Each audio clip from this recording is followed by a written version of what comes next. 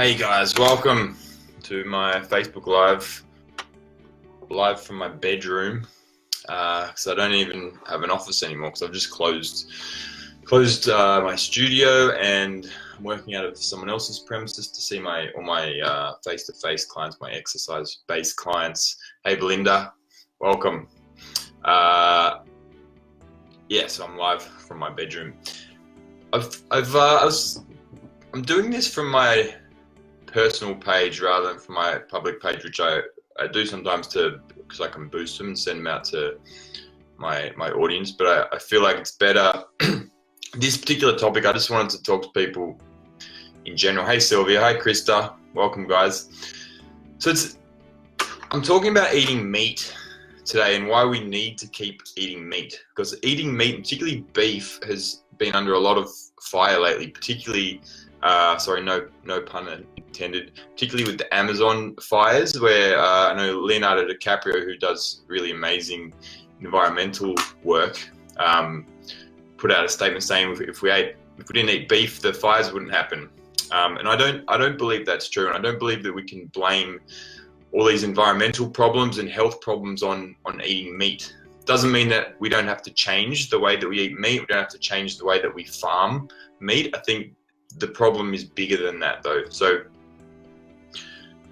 first of all, some of the issues that have been that arise from eating meat are environmental challenges. That when we farm, if cattle are farmed poorly and overgraze, then they lead to destruction of the ecosystem. There's soil erosion, increased salinity,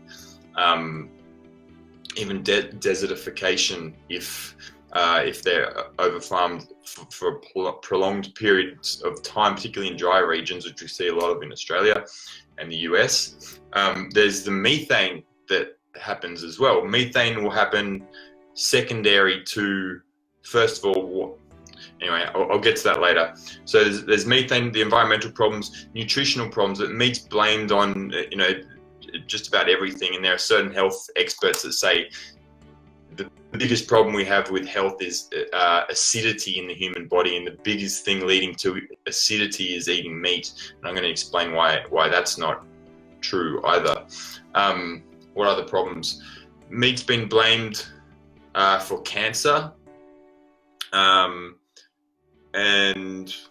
there's heaps of reasons. There's also generally that the way that we farm meat now, it's pretty cruel, especially factory farming. It's really cruel, where we have these huge systems with thousands of animals that are just treated like meat, really, and not treated like a living animal, and not treated with respect. So given all of that, it would be easiest to just say, let's not eat meat anymore. Let's just take meat off the menu. Humans don't eat meat. And I know a lot of people are saying that we should do that, although we should at least eat less meat, which I don't disagree with. So first of all, with the environment, so in the Amazon basin, where there's all these fires, that it's highly likely that they were purposely lit and for the purpose of clearing land illegally to use for crops, for probably beef and soy and corn and wheat. A large part of the corn, wheat and soy would be used to feed beef. So beef farming is kind of connected to that. Elsewhere we have like the destruction of ecosystems and the methane in the environment that comes from the way that we farm as well.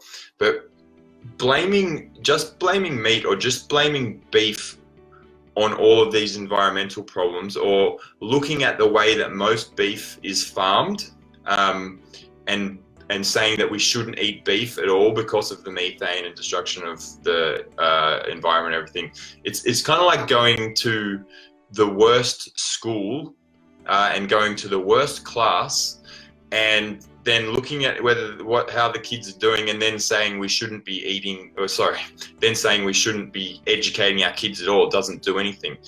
because when beef is farmed properly, when any animals are farmed properly, in a polyculture system, meaning you don't just have cows sitting on a paddock eating all the grass and staying there all the time. When they're rotated effectively and rotated with other animals, Joel Salatin is a really good example of this at Polyface Farms. He's written a lot of books. You can just search Polyface Farms for the way he farms. He was in the book The Omnivore's Dilemma by Michael Pollan. He was kind of the example of the best example of how we can rear food, where he has cows going into a particular paddock and they eat the grass for about 3 days, and they eat the grass down until it's about this long, and then they move on. So most grasses will have an even root to shoot ratio.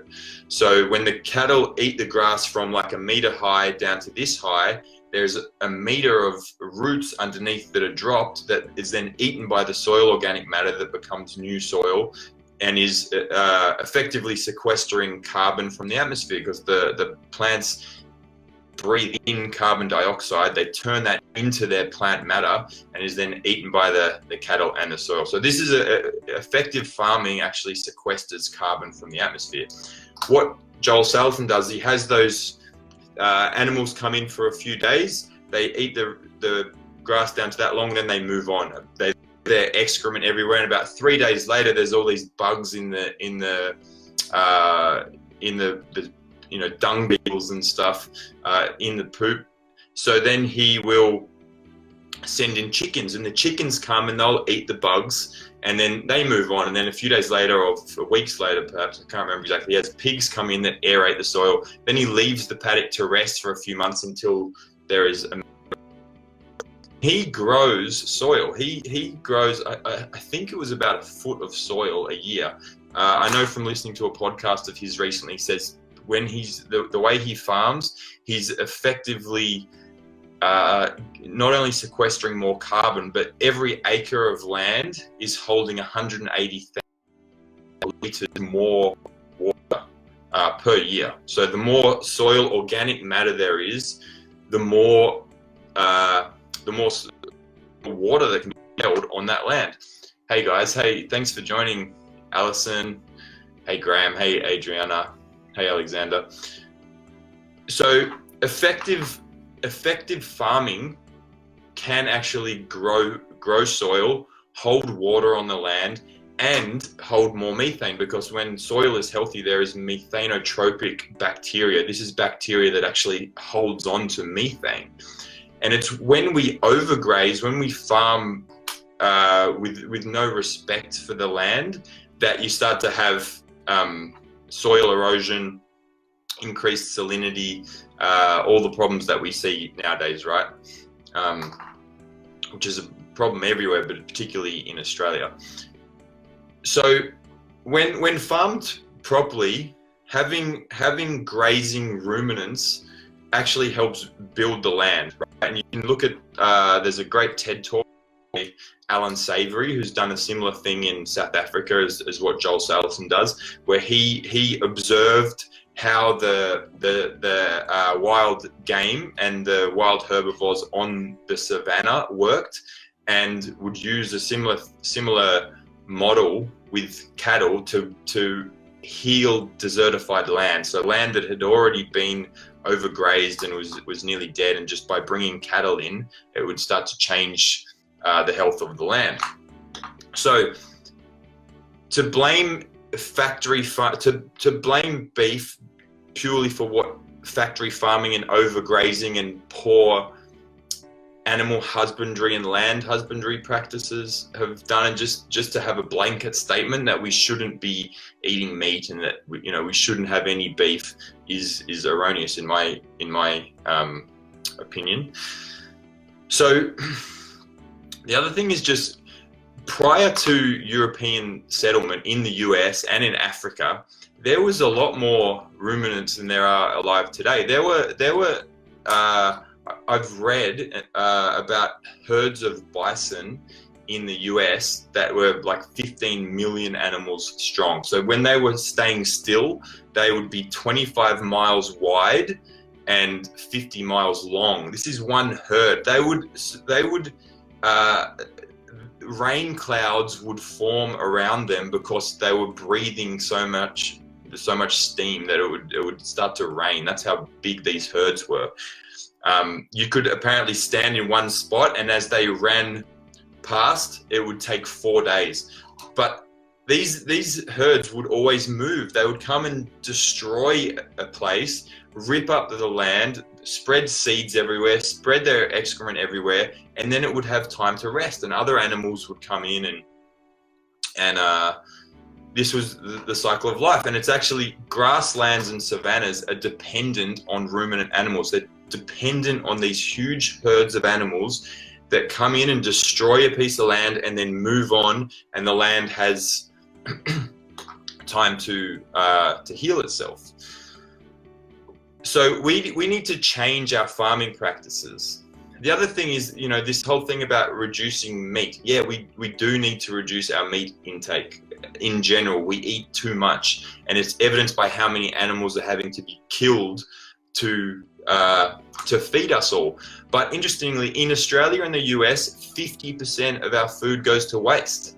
So we don't need to cut down on the amount of meat we're eating relative to plant foods. We just need to stop wasting food. We need to eat whole foods that come from local sources, and we need to stop wasting food. We need to respect it and grow our own food and have compost. I think ultimately what we need, the one problem, the one thing that we can, the biggest thing that we could all do, and what we're going to have to do very soon, is to have decentralized agriculture, rather than depending on food companies and massive farms that could be doing anything and getting away with any kind of practice. We need to have food grown locally. We need to have food grown in our yards, in our parks, on median strips. And the only way to grow healthy food is in polyculture systems that involve plants and animals. Right? You can't just have a healthy ecosystem and remove all the animals. And sadly, the best way for an animal species to proliferate is when humans start to use them. Which is why you look at all the species that we use, they're in abundance, and you look at all the other species we don't use, and they're near extinction. Right? So I think that's enough about farming. So Vanessa. The protein replacement yield of soy crops would be totally ineffectual. However, replacing beef with sheep would make more sense. Yeah, I agree. I think we need to be dependent on. We need a greater diversity of our diet. We need to be eating of more animals. Particularly in Australia, it doesn't make sense to have so much sheep and cattle, because our land is not designed for that. The Australian continent has been managed for thousands of years without any herds of large grazing animals, largely managed by the indigenous people burning in very specific ways and farming using fire. And I think Australia is kind of different to the rest of the world, that we've been isolated for so long. Our ecosystem is very, very different from the US and from Europe and from Africa. And we need to take advantage of the animals we have here and eat more kangaroo and emu and things like that, and maybe even crocodile, but have a diversified system and have people that understand how the ecosystems work, and know when there's an abundance of something that can be used, so that we have, local decentralized agriculture, and we also have people that are connected with the wild ecosystems or the natural ecosystems, who understand how to use that, and have, we need to connect with nature more. So the other thing with, meat's been blamed for a lot of health problems too, but it's actually absolutely essential for human health. Everybody knows about vitamin B12. We only get vitamin B12 from animal foods. You don't get it from plant foods. You can supplement with B12, but it comes from petrochemicals, which are harmful to the environment as well. Or you can get it from algae sources. Apparently, algae will produce vitamin B12, but it's not methyl B12. It's not the form of B12 that we need, and it can often, when you have a molecule that's similar to what we need, it will bind to the receptor and actually deplete our levels of that even more so. So we need to eat meat for vitamin B12. There are also fat-soluble vitamins. Vitamin A, vitamin D, and vitamin K2 are only found in animal foods, right? We don't get vitamin A from plant foods. What is often advertised as being vitamin A in plant foods are carotenoids, particularly beta carotene, which is what gives plant foods a lot of the color, the yellows and greens and reds and oranges and stuff is beta carotene. It's a precursor to vitamin A, which means your body can convert beta carotene to true vitamin A, but it's about 100 units to 1. So for every 100 units of of beta carotene we eat, we get 1 unit of vitamin A, and it will only happen in the presence of saturated fat in the diet, which means if you're just eating a bunch of carrots by themselves, you don't get it. So to get adequate vitamin A from plant foods, we'd have to be eating like much more than what is possible for us to eat. Vitamin D we only get from animal foods. Vitamin D we get from the sun as well. UVB rays hit your skin and they convert cholesterol in the skin into vitamin D, and you can supplement with vitamin D. Again, it comes from petrochemicals. The other problem with supplementing vitamin D is that when sunlight hits your skin or hits the skin of the animal or its fur or feathers, which then it licks off when it's grooming itself, we get vitamin D3, which is cholecalciferol, but there's also cholesterol sulfate and vitamin D sulfate, which are important analogs that work together with vitamin D and have a lot of the immune modulating effects and things that vitamin D is important for. So we do get that when we eat animal fat. We do get vitamin D and its other analogs. Vitamin K2 is similar to vitamin A, where we get K1 from plants, and we can convert it to K2, but at very, very small amounts. There's a lot of wastage. It's not very bioavailable, in other words. So when we eat vitamin K2 from animal foods, when we eat K1 from plant foods, we need to eat such huge amounts of it. There are other things that we get in animal foods as well, that will also be found in plant foods, but in smaller amounts. Methionine is a really important amino acid. Choline is very important for cell membranes and for methylation, as is methionine. And this is where meat eating has gotten a lot of bad press regarding health, and this whole idea that meat is inflammatory and meat is acidifying somehow. So I don't agree with that at all, and I'll explain why.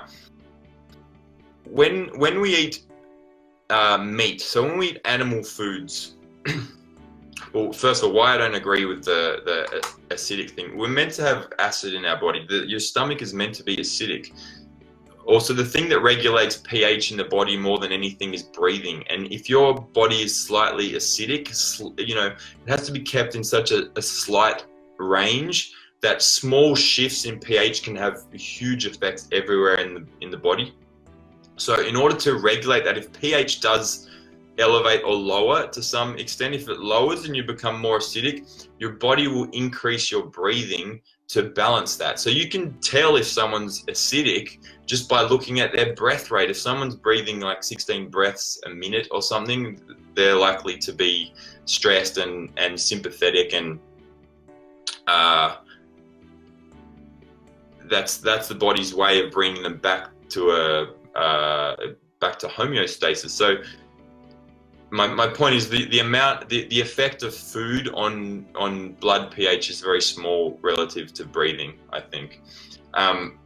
Also, we need to have acid in some places. What does happen if you have too much methionine? Methionine is an amino acid that's very high in meat, in animal foods. It's an absolutely essential amino acid. It feeds into the methylation cycle, which leads to 200 different really vital processes in the body, including production of all our neurotransmitters and production of glutathione, which is our primary substrate of detoxification. So if you're deficient in methionine, you're never going to detoxify properly, and your neurotransmitters are going to be out, and methylation leads to about 200 different cycles. So without methionine, it has huge implications for every other system, every other biochemical process of the body.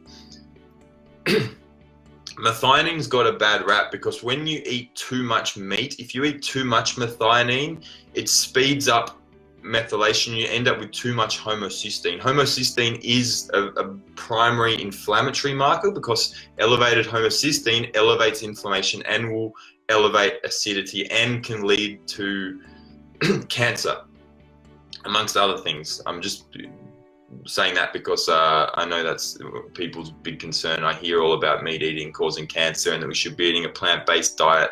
I'm just trying to explain why that might not be true.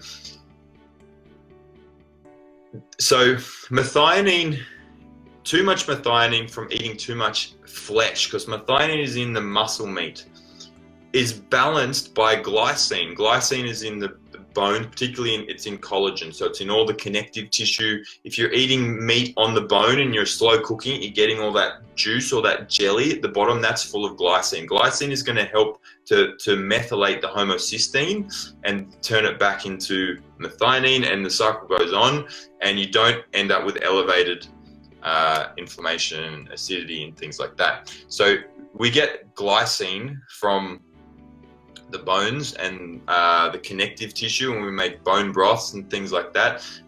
There's more glycine in offal as well. So basically what I'm saying is all these problems come from eating too much muscle meat and come from the way we eat meat, not necessarily from eating animal foods full stop. And the answer is not to take out animal foods from the diet, because then we end up with a whole bunch of other health problems.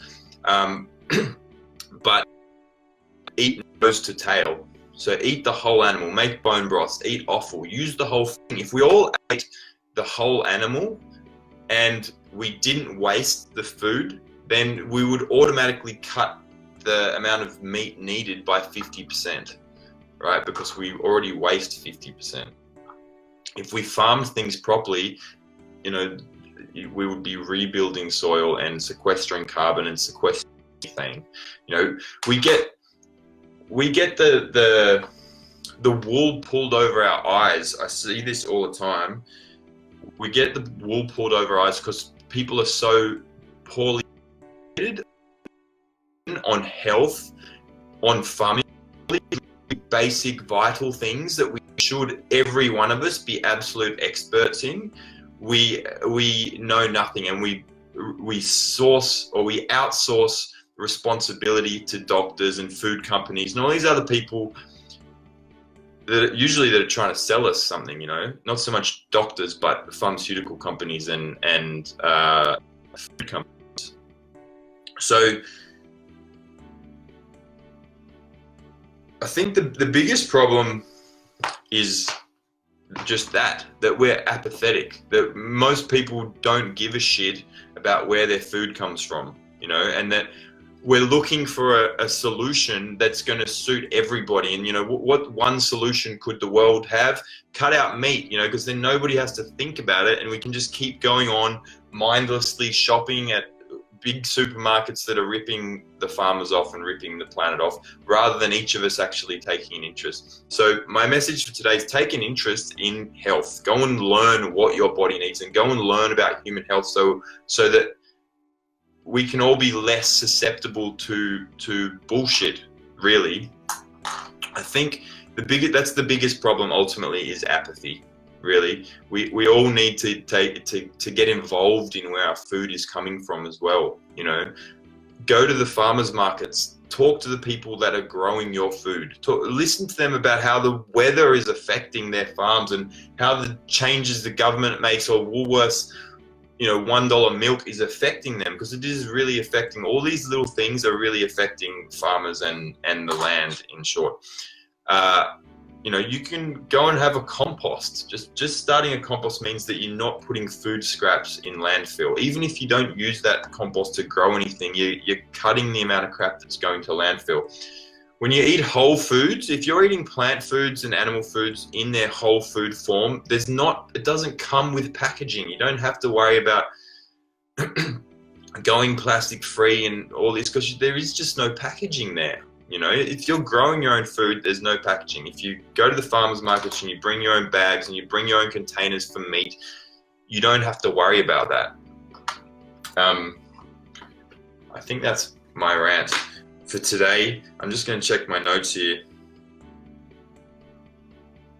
Yeah, I think the big thing is just honoring the food that we eat and really respecting it, and knowing that the purpose of the food we eat is to nourish this vehicle, which is allowing us to have this life that we're having. Hey Kurt, hey Casey, welcome everyone. I'm just reading the comments here. Thanks, Sam. Yeah. So I don't think beef is to blame. I don't think meat is to blame. I think we need to eat meat. I think we need to change the way we eat meat. I think we need to change the way we farm. We all need to take an interest, a better interest. One thing I was thinking about when I was planning this was when I was reading about like the bison in the 16th, 17th, 18th centuries in the US, and there would be these herds of like 15 million. And they would sometimes there would be so many animals that a lot of them would just run straight off a cliff, because when there's 15 million animals behind you running towards a cliff, the guys at the front don't have a choice to stop, you know, and they would just fall off the cliff until there was enough bodies lying there that the rest of them could walk over the top of them.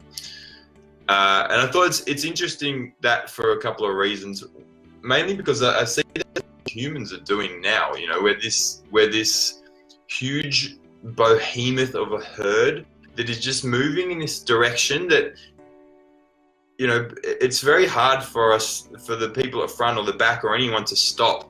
But the difference with humans is that we can think about things and we can communicate to each other, inspire each other to act differently as well. You know, we don't have to be this herd that just jumps off a cliff. But again, it does depend on us all taking responsibility for ourselves, and I think food is a really important place to start, because it just has such a big impact on our health, which impacts decisions we make, and a huge impact on the environment.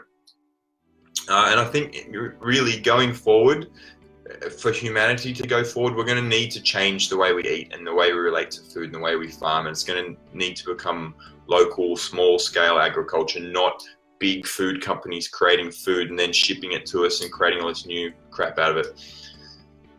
So that's me for today. Thanks, guys. I'll see you all soon.